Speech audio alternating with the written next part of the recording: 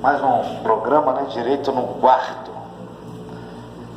Minha missão é, em 15 minutos, um quarto de hora, dar uma dose de processo penal, direito penal, administrativo, constitucional e medicina legal. E hoje eu estou com meus alunos preferidos que vão acompanhar essa missão minha aí. A gente vai falar hoje de extinção da punibilidade, das hipóteses previstas no artigo 107 do Código Penal, que traz um rol taxativo ou exemplificativo.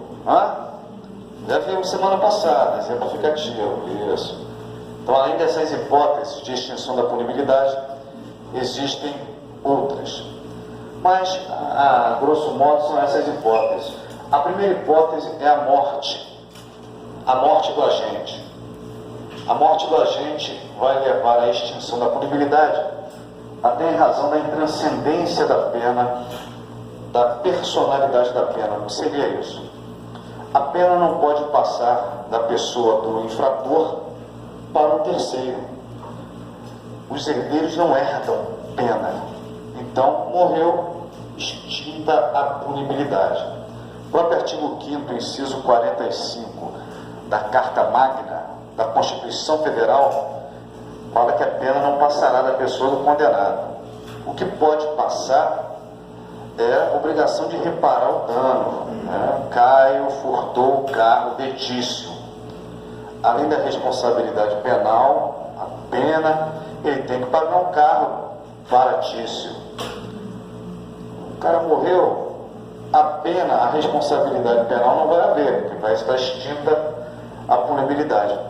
Mas tem que ser reparado o dano para a vítima. Então, essa obrigação de reparar o dano vai passar para os herdeiros desse criminoso.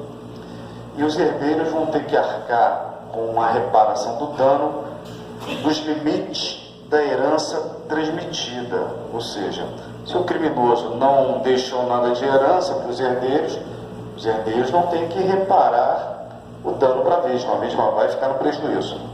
Mas havendo sucessão de bens, transmissão de bens, aí sim, os herdeiros até a força da herança têm que pagar.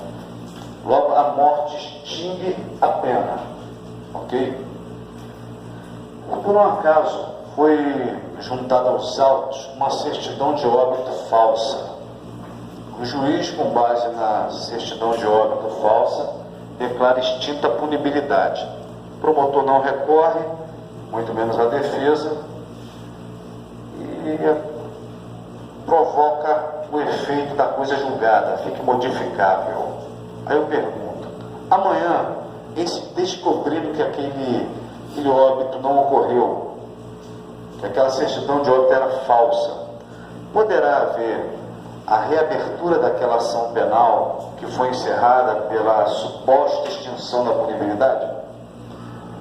Vamos colocar um exemplo concreto. Caio estava sendo acusado de furto de Tício, ou de estupro de Mévia, ou de tráfico. Qualquer crime, crimes bárbaros, juntam a certidão de óbito nas 50 ações penais que ele respondia.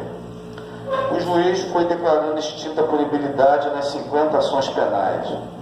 Ninguém recorre, provoca o efeito da coisa julgada e depois descobre-se que ele está vivo. Pergunto, essas 50 ações penais que foram encerradas em razão do reconhecimento da extinção da punibilidade vão ser reabertas? A gente aprende, principalmente quando estuda em processo penal, que quando uma decisão penal condenatória ou absolutória, a decisão transitou em julgado, ela não pode ser modificada.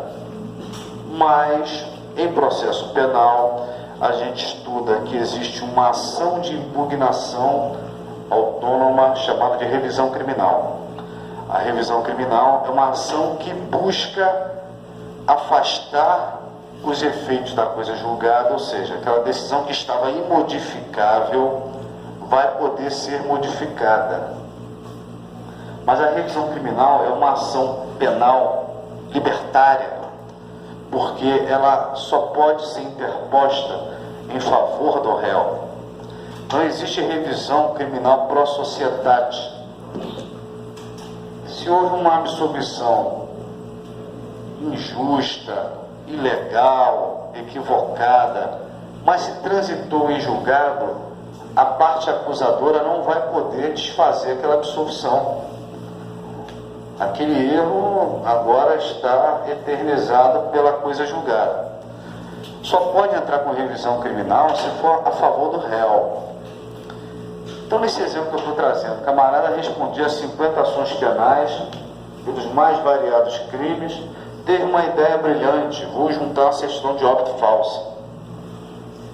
E o juiz, o promotor embarcaram nessa, declarou extinta a punibilidade, o MP não recorreu, transitou em julgado.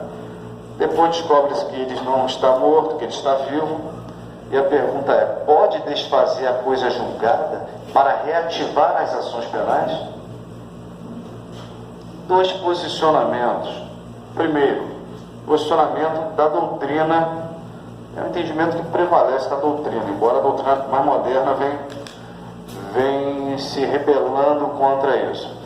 Mas você encontra na doutrina a opinião de que não pode reabrir essas ações que foram encerradas pelo reconhecimento da extinção da punibilidade. O que pode ser feito é abrir 50 ações penais pelo crime de uso de documento falso. Cada vez que eu entrei com documento falso para extinguir a punibilidade, estou praticando um crime. Mas aquelas 50 ações penais que foram encerradas pela extinção da punibilidade não poderiam ser reabertas sob pena de configurar uma revisão criminal pro societate. E não pode haver revisão criminal pro societate. Isso é um posicionamento. A doutrina mais moderna vem se insurgindo contra isso, e o Supremo Tribunal Federal já se debruçou sobre essa questão. E o Supremo Tribunal Federal já decidiu que essas 50 ações penais, aproveitando o meu exemplo, poderiam ser reabertas sim, porque esse fato que sustentou essa decisão é um fato inexistente. Então essa sentença, que teria declarado extinta a punibilidade, seria também um ato inexistente, porque é fundamentado em um fato que não ocorreu. Logo, esse ato judicial não teria condão de produzir os efeitos da coisa julgada. Logo, poderia sim reativar as 50 ações penais. E mais, apurar também o crime de uso de documento falso. Então o Supremo já enfrentou essa questão e já pontuou que pode sim ser reabertas as ações penais. Não estou dizendo que o Supremo disse que pode haver revisão criminal pro societate. O Supremo não está dizendo isso. O que o Supremo está dizendo é que não se fala em coisa julgada de um fato inexistente. É como se eu dissesse: do nada, nada surge. Então não teve decisão existente que produzisse efeitos. Logo não tem que se falar em trânsito em julgado. Se não houve trânsito em julgado, não estou desfazendo o trânsito em julgado em favor da sociedade. Logo, não há revisão criminal. Então a doutrina mais clássica dizia: não pode reabrir as ações penais porque significa revisão criminal. O Supremo diz que pode sim reabrir as ações penais, e isso não é revisão criminal para a sociedade, porque nós não temos uma sentença transitada em julgado. Bom, segundo inciso, traz 3 hipóteses de causas de extinção da punibilidade. Queria saber meu tempinho, se tem coragem de ver. 9 minutos. 9 minutos. Senhores, anistia, graça e indulto são espécies de renúncia que o poder público faz. Eu ia te punir, não vou punir mais. A anistia, geralmente, ela é concedida para crimes políticos, mas é possível também a concessão de anistia para crimes comuns. A anistia é concedida pelo Congresso Nacional. É uma lei, tem que ser editada uma lei, e essa lei vai ser sancionada pelo Poder Executivo, mas é o poder legislativo que concede. A anistia se dirige para fatos. A anistia não está abolindo o crime. O crime continua existindo. Quem amanhã realizar esse tipo penal vai estar praticando crime. Então a anistia não se confunde com abolir o crime. É uma lei que não está abolindo o crime. O tipo penal vai continuar existindo. Se amanhã alguém voltar a praticar aquela conduta, vai estar praticando crime. O que a anistia configura é o esquecimento daqueles fatos. Aqueles fatos protagonizados, a gente vai esquecer. Então nós vimos aí no Espírito Santo a greve das mulheres, dos PMs, dos PMs. Então muita gente ali está sendo punido, vai ser punido. Mas pode ser que amanhã o Congresso Nacional, sensibilizado, acabe concedendo a anistia daqueles crimes. Não é que aqueles tipos penais que aqueles policiais incorreram vão ser abolidos, vão continuar existindo.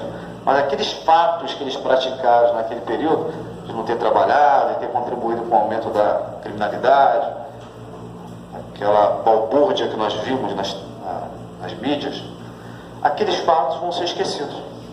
Mas o tipo penal está lá. Na abolição do crime, não. Deixa de haver tipo penal. Já a graça e o indulto são concedidos pelo Poder Executivo, é o Presidente da República.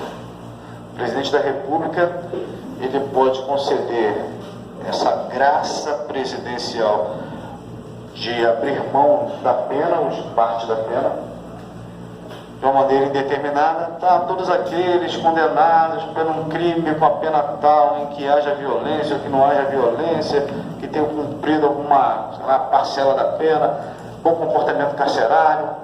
Ou seja, se a graça presidencial é dada de maneira indeterminada, a gente chama de indulto. Mas se essa graça presidencial é dada para uma pessoa determinada, a gente chama de graça mesmo.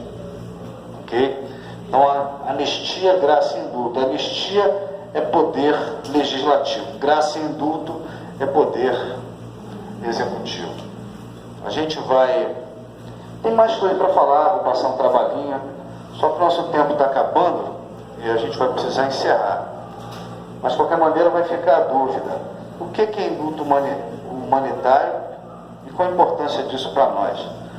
A importância é o seguinte... é que a Constituição Federal vedou a concessão de graça, anistia, para os crimes hediondos e equiparados.